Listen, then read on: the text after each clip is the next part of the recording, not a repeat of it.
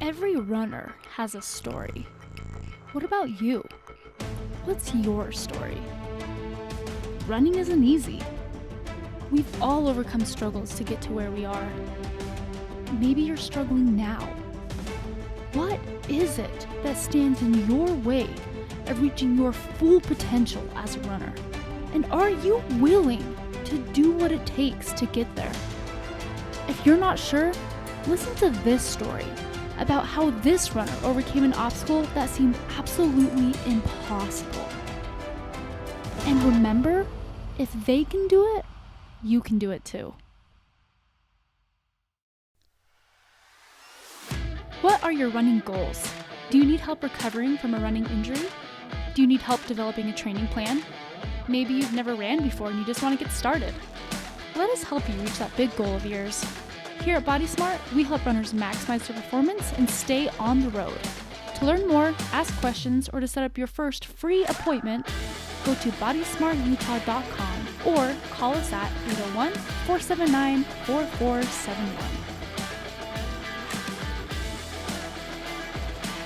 Hi, welcome to Running Unbroken. I'm Melody. We're here with Dr. Cameron Garber, and today we're interviewing Jesse Wade. So Jesse is, I say, a pretty good friend. Okay. He actually, the way we got in touch is, first of all, his wife was in my singles ward, and then he started listening to mine and my husband's podcast, Trail to 100, and we kind of started talking through that. And Jesse came and helped me and Jacob on our 100-mile run last year, and that was lots of fun, and we really appreciated his support. And he's been a client here at Body Smart, and we just finished a metabolic test with him, and he's improved tremendously since the last time he came in, so that's super exciting. So anyways, we're really excited to have him here.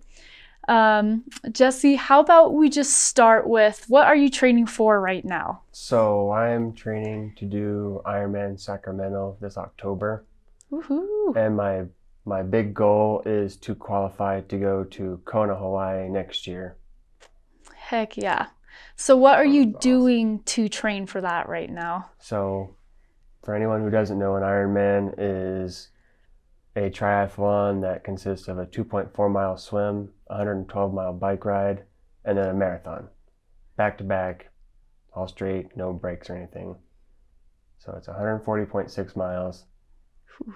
And with 3 disciplines to train for, I have to train at least twice a week for each discipline.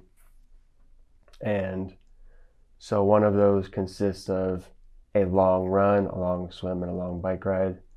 And then usually there's low intensity, longer duration rides. And then more focused, like drill based, so speed or tempo or whatever, specific to the discipline. You know, it's one thing to train for a run or bike ride or swim, but to train for all 3 things, it just blows my mind. Yeah. That's a lot of training and a lot of juggling between, you know, what things to focus on and trying to get your low intensity and high intensity in every area. Like, that is a lot to juggle. For me, the thing that's been the easiest to do is there's 3 main metrics that you use to train with. There's heart rate, there's tempo or speed, you know, pace, and then there's power. And so I've picked one metric for each discipline. I use power when I'm cycling, which is watts. And then I use pace when I'm swimming, so like pace per 100 meters. And then I use my heart rate when I'm running. Awesome. And so there's obviously all of those things going on during each discipline, but that's the metric that I focus on really dialing in while I'm doing those individual things. So when I'm cycling, I'm focused on maintaining a certain range for most of my rides to maintain that good zone 2. But then I make sure that when it's time, I go all out and I'm really cranking it up to max effort, you know, going 10. And it's made tremendous strides. I've gone from riding at 260, 280 watts to now I can ride for an hour at 320, 340 watts. Dang, that's awesome. It's really obvious that you've done your research and you're training with intention. You're not just going out and running and going out and riding. Like I know I've said this a million times, but you're one of my favorite clients ever to work with because you always know your heart rate zones, you always know the numbers, and you always know why you're doing what you're doing. Where That's huge. it's huge. That takes a lot of time to learn all of that stuff, and a lot of people are just so like. much. A lot of clients are like, just tell me what to do, like I don't care why I'm doing it, just tell me what to do. But you know the why to everything, and it's awesome. So super important to know, like, not just like what to do, but why you're doing it, because I think that helps your buy-in and everything, right? Yeah, for sure.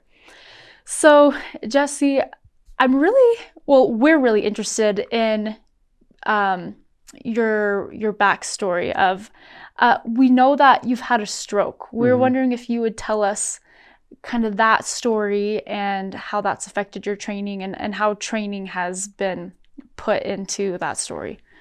So a week after I turned 23, which this year will be 10 years ago. Awesome. I was attacked. I was stabbed 3 times and had my throat cut. I was very lucky to live. I was stabbed in my lung, my liver, my shoulder, and then had my carotid artery and jugular severed. Oh my goodness.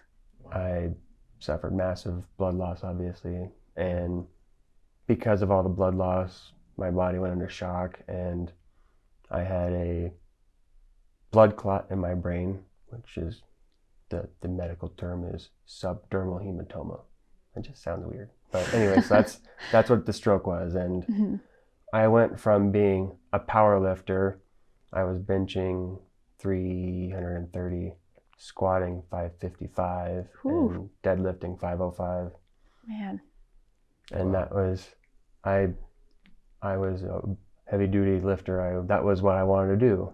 And after the stroke, I spent a month in a coma, the next month in serious, like inpatient rehabilitation, learning how to walk and talk. And it's, after having a stroke, you basically go through the first 20 years of your life, or, you go through your entire childhood again. Wow. That's a really interesting way of describing that. Well, I mean, you think about, you spend, your whole childhood learning to walk and talk and write and, do all of the basic living functions. And I was left-handed, and my stroke was in the right side of my brain. So the left side of my body, when I woke up out of the coma, it wasn't there. There was times where somebody would be sitting on my left side, and I would be like, where'd they go? And he was like, hey, I'm right here. Really? Oh, because my brain, for anyone who doesn't know, when you have a stroke, it just deletes all of the information that side of your body processes. Wow. And so the first year after a stroke is the most critical, because that's when you have the greatest ability to recover the most amount of function. So your brain has connections to everything you do, to your body, touch, feel, sound, everything. And so you have to touch things and feel things and smell things, and you have to experience that with the affected side. And you have to force yourself to do it because your brain says that's not there. I didn't have a left side. And so it still is a struggle, but those first 6 months, that first year was really hard, because I went from being a super physical, independent person to being a child. Wow. When I had this stroke, they had to remove part of my skull because my brain was swollen. And to keep me from having serious brain damage, they obviously need to allow my brain to safely do that. Wow. So I had to wear this nifty little helmet anytime I was standing up, because there's nothing protecting my brain. Right. And it's kind of scary, but I mean, it was what I did. If I stood up, I had to put on my helmet. And that was for 6 months. After 6 months, my brain had normalized, the fluids had adjusted properly, and I had gained enough of my mobility and my stability that they could safely put it back and I could resume my life somewhat. Yeah, it's a fight. Wow. Did they take the craniotomy, did they reimplant it into your abdominal wall? Is that where they put it? Yeah. Yeah. It's fascinating, but so I actually, just part of my background, I was the outpatient stroke team lead at the University of Utah for a few years. So I worked with a lot of folks that had strokes, and really interesting stuff. Where did you go, inpatient and outpatient? So this actually happened in Missouri, Springfield, Missouri. Okay. So that's where it all happened. That's where it was. Okay. And I didn't move here to Utah until 2013. Okay. Okay. Wow. Yeah, it's such a battle. Those first few months, especially when you have just all kinds of interesting symptoms that you can't imagine. Like you said, the left side of your body can disappear. Like you can't see things over there. You can't. And so even just recognizing who's in the room takes extra effort and extra, thought to it, more intention to it. And that's exhausting. How was that recovering? It sounds like from knife wounds as well as the stroke. Were there lingering effects from that as well? Ironically enough, no. So really? I by the time I came out of the coma, physically I was fine. Obviously I had scars and stitches and stuff like that, but physically there was nothing wrong with me. No major lung function issues from the lung wound. Wow. Oh my goodness. That's amazing. I mean, to think that I had a punctured lung, a ruptured liver, a severed carotid artery, and a jugular, and physically I was 100% fine. It was a miracle. I was very blessed. I mean, I would never want anyone to go through what I went through, but in hindsight, I mean, what I went through, I was lucky to be alive, much less physically capable of doing anything. Right. Yeah. Right. Wow, and look at what you're doing now. That's crazy. So how did you make that bridge from being, I'm sure you went through kind of all the stages of like, my life is over and, all those things. When did you realize that your life wasn't over and you still could do things? How did that journey happen? I've always been a fighter. I've always been somebody who won't give up, who won't accept no. And there was 3 days I came out of the coma and I didn't know what happened. Yeah. I was out one night, I got off work, I went to a gas station, and I woke up in the hospital. Wow. And so that's all you remember, huh? I was in a bed and I couldn't move and I was tired and there was tubes and I was scared. Yeah. And a doctor comes in the room and he's like, yeah, so you had a stroke and we're going to do what we can, but you're not going to be able to do things anymore. You're handicapped now. And that was hard to hear. Gosh. Oh man. And for somebody who my job was very physical. I was, obviously I was a power lifter. I was always using my hands. That's what I did. I moved, I lifted, I picked up. I mean, I love to be physical. I played football and wrestling in high school. And to hear someone walk into a room and say, well, you're handicapped now. I felt like my life was over. Yeah. Wow. And for 3 days, I really struggled. I was in and out of it. I was still coming off of all of the pain medication.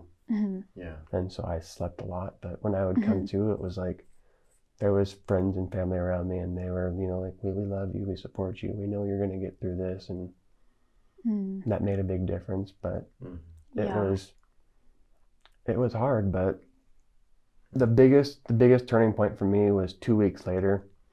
They had moved me down to the rehabilitation unit, and there was a 17-year-old girl who was on her way to her high school prom.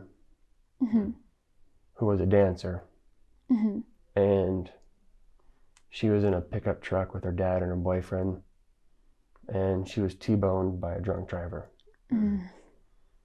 Her boyfriend and her dad were killed, and she was paralyzed from the waist down. Oh my gosh. She was never going to walk again. And here I am, physically perfectly fine. Obviously, there was things that I had to recover from, you know, my left side paralysis, and I mean, it was hard, but here I am looking at this girl, and she was in her wheelchair, scooting around, just so she told everyone she was so blessed to be alive. Wow. Because she should have died, is what she says. And wow, hearing her talk changed my life. Hmm. I can't remember her name. I don't know who she is. I wish I could, so I could thank her, but she changed my life because having this girl who was a dancer, that was her life. Never going to be able to walk again, walking or you know scooting around in her wheelchair, saying she's just so happy to be alive. I'm so lucky to be alive. What do I have to complain about? I mean, yeah, my life is going to be difficult. I'm going to have hard times, but I can walk, I can talk, I can function as a human being. I can do all the things that I want to do by myself. She can't walk. I mean, that's huge. And so that was really the biggest turning point in my recovery. Because from that point on, I refused to complain about my situation. Because if this girl who lived to dance was just happy to be alive because other people that she was with didn't make it, then I refused to be a victim of what happened to me. Wow. I love it. That's amazing. That is amazing. That's an awesome mindset shift. And I think just like how her optimism and her attitude affected you, I think your attitude and your story can help a lot of other people. Yeah. A lot of people too. That's a hard thing to get past. So being a victim of a violent crime, but not continuing to be a victim every day of your life, right? Not letting them win every single day. That's a hard thing to get past mentally, because it's easy to, in some ways it would be easier just to fold and be like, well, my life is over. I can't do these things because I'm now broken. And that is amazing that you have, you have shown that you're not broken and that you can do all those things, that you can run triathlons. Like, that's incredible. Yeah. So like I said, when I worked at the university, I helped several people work through some of those things and try to get back to like the full active lifestyle. I would always tell people, like, you might have to do it a little bit differently, but you can still do anything you want to do. Right. And so helping, a teenage gal that wanted to run again so that she could keep up with her friends. She really wanted to be able to walk fast enough to keep up with her friends. And so I was like, well, let's run. Like, and so we started running, and she sent me a text like 6 months later. She's like, I just ran 5 miles at I can't remember the pace anymore, but it was not flying fast, but it was good. Yeah. And I was like, that's awesome. And the fact that she'd kept that up and things, that was so exciting to me to see that she was away to college. She moved away from home, and that she didn't let that keep her down. And so how did you do that? How did you decide, like, okay, I'm going to start pursuing these athletic pursuits, not just getting back to normal, but like, I want to do stuff? Well, like I said, that was the big turning point from victim to, I guess, victor would be the opposite. And so from that point, because obviously my life was different, there was things that had to change. I had to re-figure out what I wanted. And to this day, the only real limitation that I don't have fine motor skills in my left hand. So I have gross movement. I can pick up things. I have grip, but I just don't have individual finger movement. Mm-hmm. And I think that's been the hardest thing for me. I used to be left-handed, and so having to relearn to write with my right hand That would be so has hard. been hard. Yeah. But for me, it was like having to rediscover who I was and what I wanted.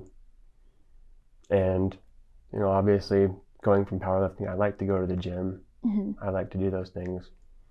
But at the time, I was 260 pounds and I was very built. I was very muscular. And when you lie in a bed for 2 months and don't do anything, Mm-hmm. there's a lot of atrophy. So I had lost 70 pounds and I had no strength. Obviously, for the first 6 months, like I said, my skull was out. My lifting limit was 10 pounds because you can't put any more pressure than that on your brain or it could cause damage. And so for 6 months, I didn't do anything. I just slept and breathed and ate and hung out. Mm-hmm. And so I went from being 260 pounds of lean, mean machine to 260 pounds of flab. Mm-hmm. And so I came out of that recovery room with my skull back in and a ticket to life. Because now I could do things, now I could function. And it was just a matter of figuring out what brought me joy. And so I did a lot of things, I tried a lot of things. And I found that running was one of the things that I enjoyed. Wow. I could run because I had my legs. I had, like I said, I was physically perfectly capable of doing things. Mm-hmm.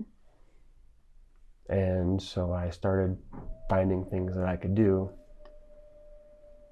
Shortly after I moved here to Utah, I got a job, and a few of my coworkers introduced me to Spartan Races.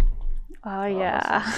There's one here in Utah that's every year, Mm-hmm. and they're like, yeah, we're gonna do a Spartan race, coming up in the summer. You want to do it? Sure. I like trying things.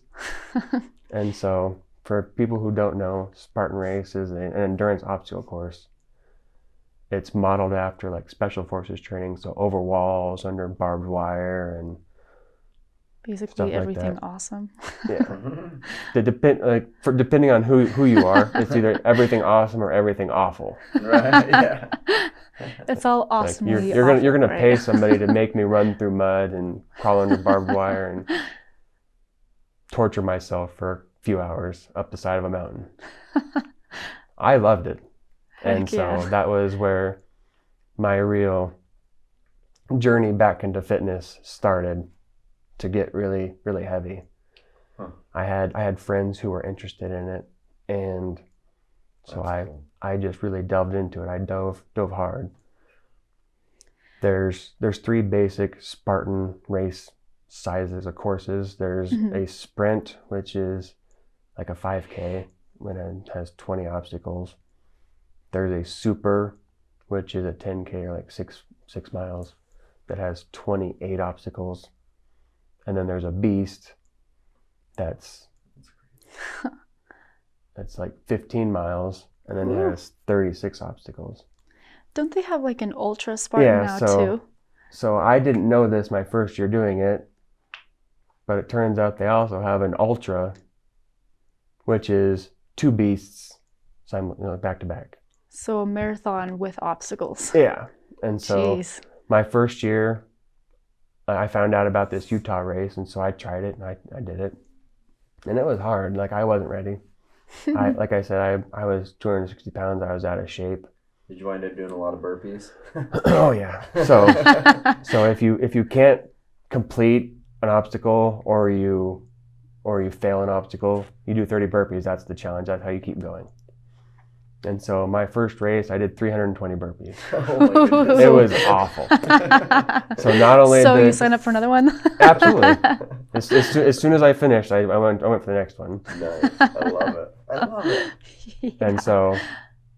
And so my first race, like I said, it was 320 burpees. And my goal was to just complete the race. Mhm. I was so in love with the atmosphere, the people. You know, you're doing this with everyone from 70-year-old grandmas and grandpas to elite runners and, you know, military people who just run through these courses like it's just, you know, a stroll through the woods. and it's just great because, you know, I'll be struggling up to get over a wall and somebody will be like, here, let me get you a boost, and they'll help you over a wall. Or you'll be trying to do the sandbag carry and someone's like, here, I'll grab that for you. Or you got this, man, you got this, you can do this. Oh. And never has there anybody been in any race that I've ever done been like, this guy, he's never gonna make it. Yeah. It's never like that. It's always like, we got this, let's do this, you got this, you can do it. And it's just, you know, it's always positive. It's always go, go, go, go, go. You can do it. I love that. And it motivates you to do more, to be your best. And so that first year I wanted to do one race. I ended up doing a trifecta, which is one of each race in the same year. Nice. Awesome. That's awesome. Don't you love that about the race environment in general?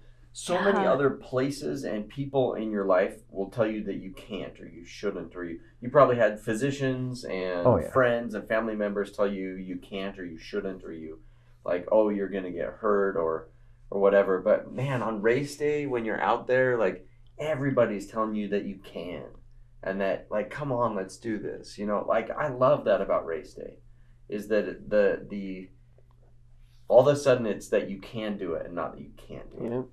And everybody believes in you. Right. It's amazing. I love that. I remember the first time I went on a 100-mile ride. It was a group ride with like 30 people in a club. And we get out there to do it. And it's like, hey, I'm just going to go for a 100-mile ride with 30 of my closest friends. And like, of course, by the time you're 80 miles in, everyone's like, I hate my life. I can't wait for this to be over. But it's like, you know, you get done, you're like, I can't wait to do that again. Yeah, it's true. And like you said, I love that about racing. I love that about the culture and the environment is that it's a yes environment.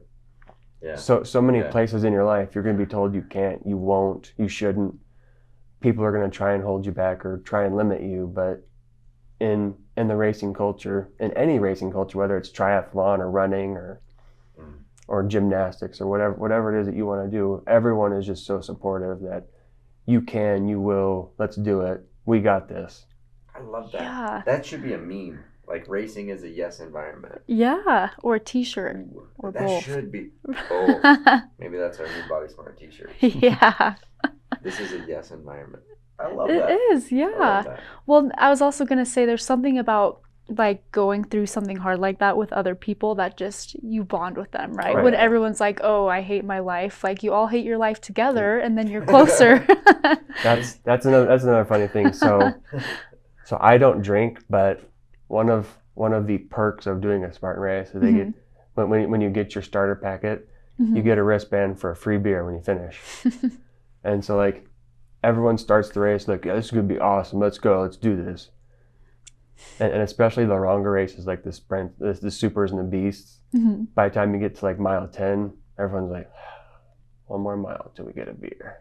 Oh, how many more obstacles to my beer? and it's just funny, like you like you said, you get to see like the separation of who is, you know, like who really wants to be their best and who's just there to do it. Like who's some people just there for a beer. Yeah. and like but never is it ever like you can't make it or, you know, anything like that. It's always, you know, like I said, it's a yes environment.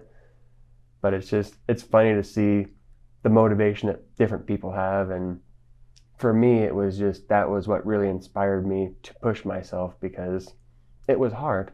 Like I said, I did 300 burpees my first race. And keep in mind, this was the middle race. It was a super. So not even the hardest race. And I did a lot of burpees. It was like a 6-hour race for no reason, just because. So not only do you have to run 10 miles, but then you have to do 300 burpees while you're running 10 miles up side of a mountain.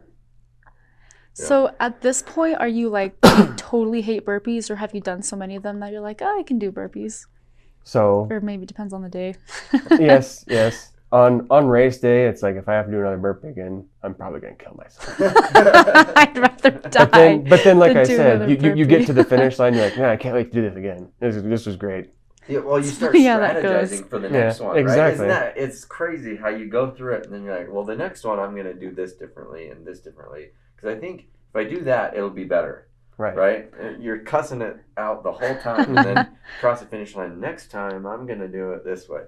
Yeah, it's funny. Yeah, it basically is how can I make it a little less painful next time, How can right? it suck less? Yeah. Yeah. It's always going to suck, right? But how can we make it suck Well, and less? then we push ourselves harder and it sucks the same amount. Yeah. Like they say, it never gets easier, you just get stronger. Yeah. Exactly. That's true.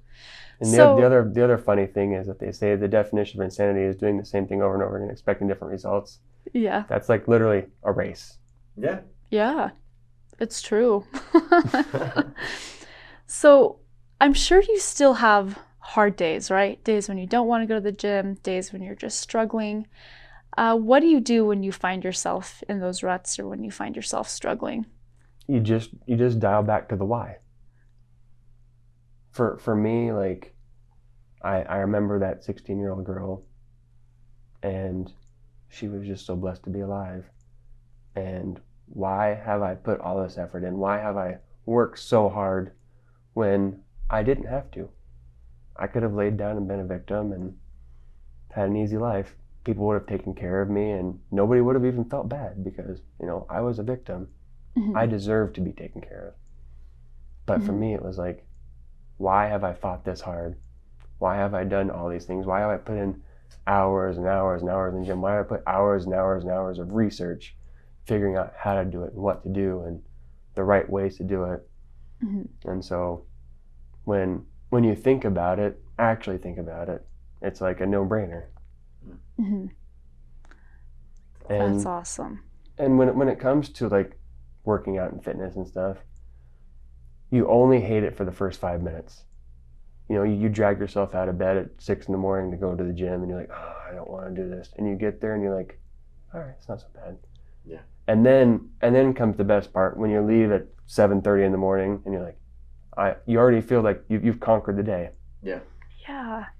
We talk about that all the time, my wife and I. Like, I don't remember ever regretting a workout, but there's a lot of days where I regret not working out. Right. It's just one of those things. Like, once you get going, then you're fine. It's just getting started. It's the hard part. But once you get going, like, you wind up enjoying it, or you get into the groove, and it's great. But yeah, you never regret it afterward. Ever. Yeah, I like that. The first 5 minutes are hard, but then after that, then you kind of get into the groove. So if you just tell yourself, I'm just going to work out for 5 minutes. That's it. That seems easy, just right? Go for 5 minutes. Anybody can do 5 minutes. Yeah. Right. Well, I always tell myself, like, I always give myself the out to, like, just make it an easy day then. Like, just kind of go through the motions today and that's fine. Oh, yeah, and usually you get 5 or 10 minutes into it and it's like, all right, here we go. Yeah. I'm ready. Like, I'm warmed up now. Let's roll. Or sometimes you do just take an easy day and you probably just needed an easy day. Yeah, and that's okay too. That's okay too. And sometimes you do have that where it's like, oh, well, apparently I was only running for 20 minutes today because that's all I had. And whatever. And so you switch it up and do something else or call it even. And that's fine. But you still got the consistency of that for your lifestyle and for your mental health and clarity and all those good things, right? Yeah. So I'm curious, I just kind of want a list of everything you've done. So I know that you've done a lot of Spartan races, you've done some half Ironmans, right? Yeah. Yeah. So what is a list of everything you've done? I just want to know. My first Spartan was a super. I've done, let me see, 3, 9, 15. So I've done about 30 Spartan races now. Ooh, that's awesome. My goal every year is to at least get a trifecta, one of each race. Awesome. And are you doing that this year too, with training for this year? Okay. Not this year. Because I didn't plan many races just because I wasn't sure with the whole COVID thing. Yeah. How many races were going to get canceled. Mm-hmm. And so last year was pretty disappointing. Oh, it was. Yeah. And it really sucks. So my first Ironman was supposed to be last May. It was supposed to be the St. George Ironman, and I was totally like dialed in. It was going to be in May. It was going to be awesome, and COVID and everything was wiped out. Man. And gym shut down and everything shut down, and so like my training went off the wall, and it was hard, you know. Yeah.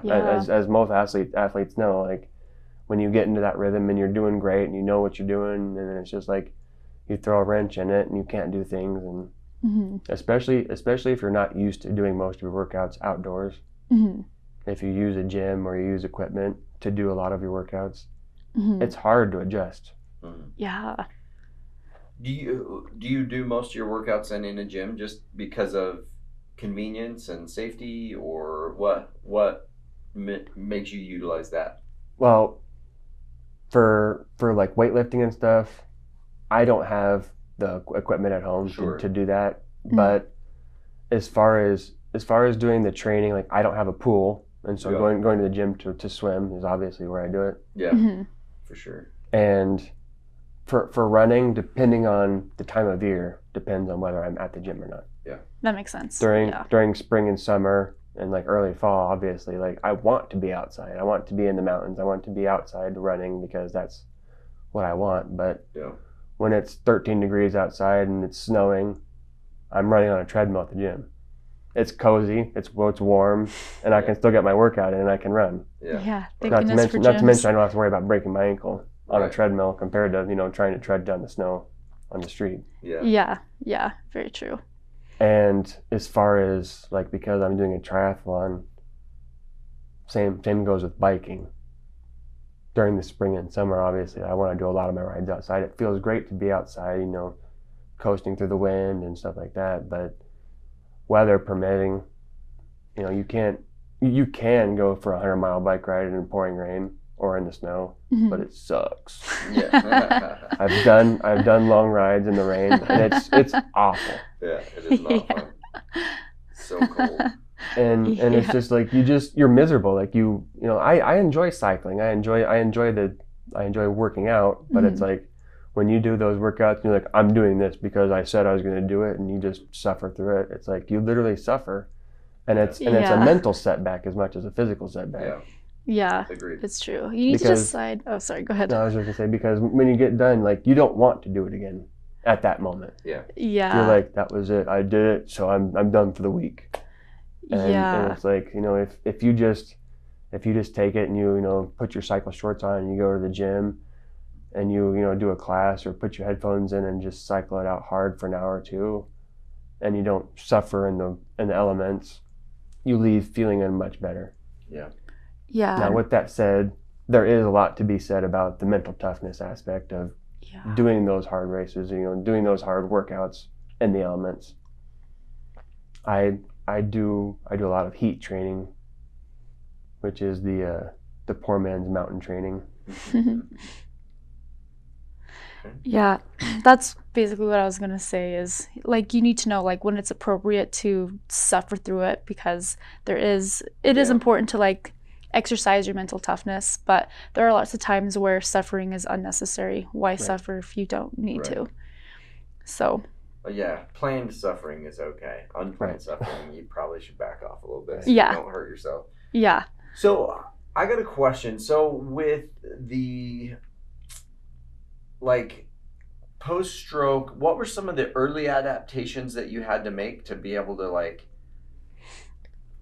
participate fully in everything? And then now, do you still have to make some of those same adaptations, or are you able to do things, you know, fairly quote unquote normally? So I can do pretty much.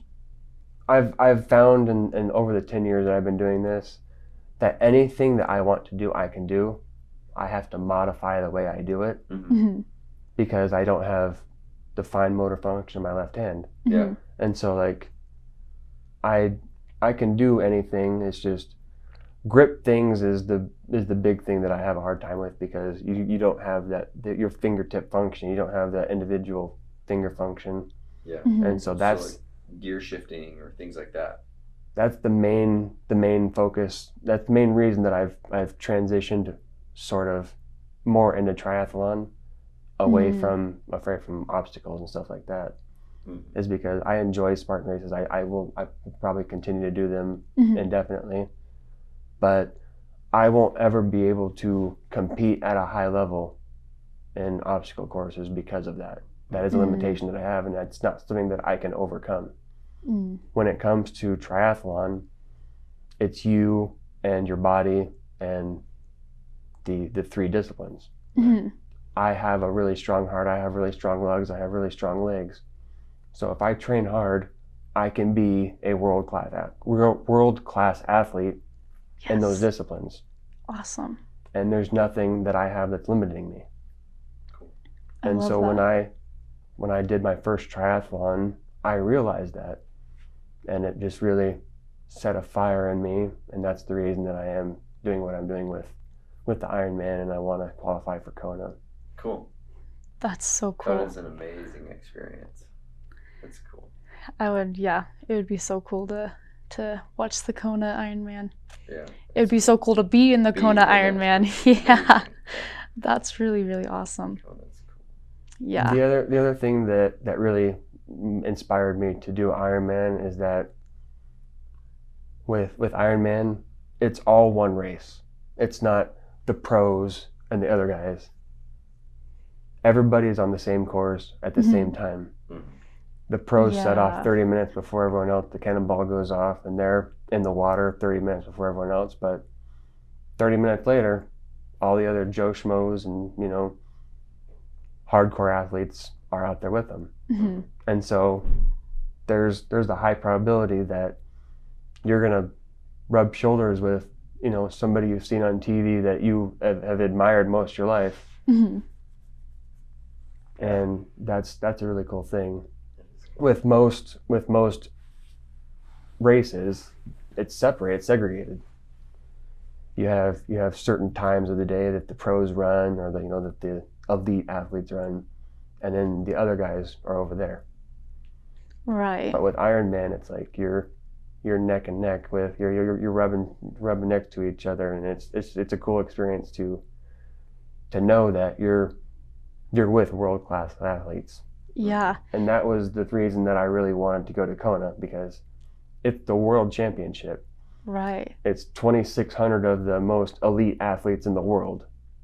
Man. And I have no inspiration currently to compete at the highest level in Kona, but just going there, knowing that I am one of the top 2,600 Ironmans in the world. Heck yeah. That's really cool. That's way cool. That's way cool. And I have zero doubt you'll get there, especially with the kind of training you're doing. That's awesome. Is there a particular world-class athlete that you would like to run into, or someone that inspires you that would be there? Not specifically. Okay. I followed Lionel Sanders a lot, and it'd be cool to like meet him, and Jan Frodeno is another cool one. But it's like just knowing that I'm in the same bracket as them. Like, obviously they're going to be miles ahead of me on the bike, and by the time I get done with the bike, they're going to be done with their run. Just knowing that I was there with them, it's cool. Yeah. No, that is really cool. One more thing that I just got to throw in here because I'm really excited and it's so fun. Jesse just had his first kid 9 weeks ago. So on top of training, 20 hours a week and working, taking care of a new little baby. So that's exciting. Congratulations. Super awesome. Very happy to be a dad now. Oh, that's awesome. Well, is there anything else that, actually, backing up, what advice would you give to somebody who has maybe some kind of limitation? There's an obstacle in their way. What advice would you give them for getting over that obstacle and to continue to train and reach big goals? Find your why. I love it. If you have a why, then you'll never have a bad training day. You'll never have a day that you just give up, because you might have a bad day, but when you get home, you're gonna, you know what? This is why I'm doing it. This is why I've spent all of these days trying. This is the reason I've struggled through all these things. This is the reason I've had so many hard times. I'm stronger now. I'm better now. And it's so so empowering to look back at where I was and where I am. Mm-hmm.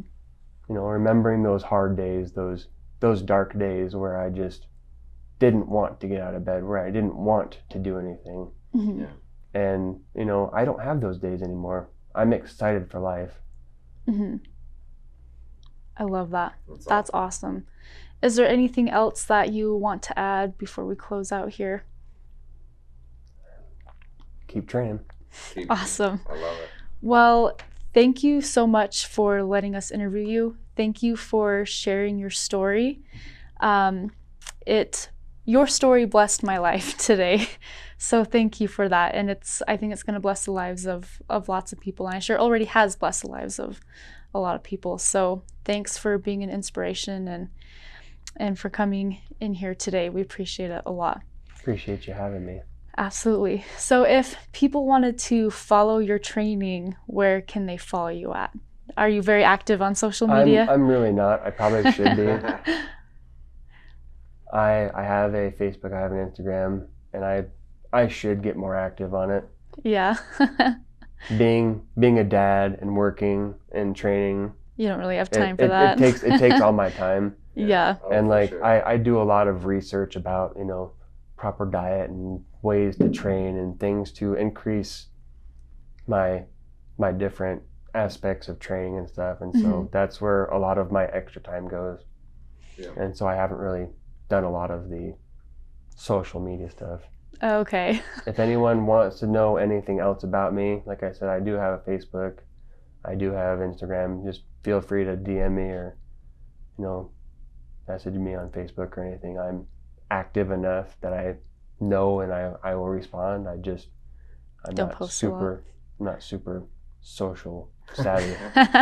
You're not posting about what you had for breakfast? No, I'm not posting my dinners and I went for a 3-mile run today. I'm not like, you know, posting my hourly updates.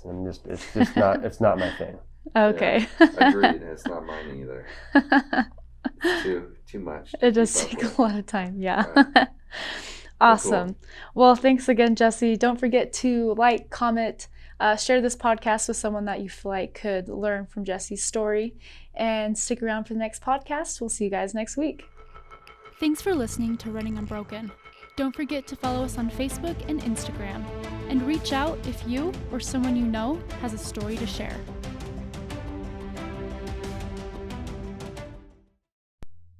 Now I'm like really like, whoa, dude, like I don't want any part of that. Whoa. And he comes up and he stabs me in my stomach. And I'm backing up. And I'm like, I turn, and that's when he gets me in my lung. And so then I'm like, I'm losing blood and I'm scared and stuff. And so I turn around and I turn away from him. And he takes the broken beer bottle that's in his other hand and he stabs it into my shoulder. So that's where that came from. Wow. And then he reaches around and tries to kill me. I'm assuming that's why he would go for someone's throat. Yeah. But luckily the gas station attendant saw what was going on and called 911. And about the time that happened, she came out and she was yelling and hooting and stuff, and so he left. He took my wallet. There was just cards in it. Nothing happened. But Wow. Did they ever find the guy? they assumed it was druggy. Just someone out for Just totally high and just some random nothing. wow. What was it like watching that video? Like none of it came back to you? Well, Was like I remember it now. okay. But like when I first came out of the coma, like I had no idea what was going on, and like it was surreal. Like, and I hadn't even seen that until I got home, because that was 2 months later. Yeah. Wow.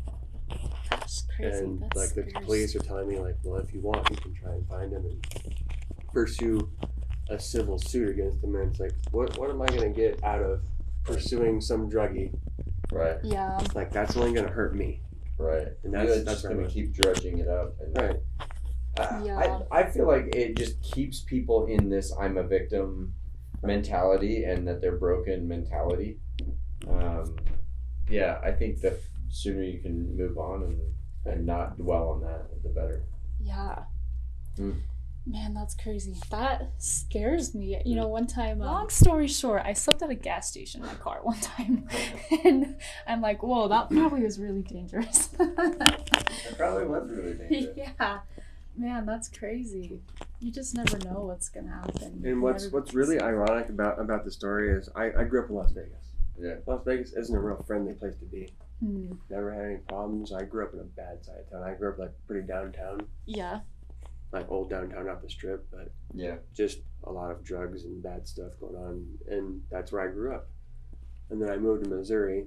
It was Springfield, Missouri, a little college town, kind of like here in Salt Lake. Mm-hmm.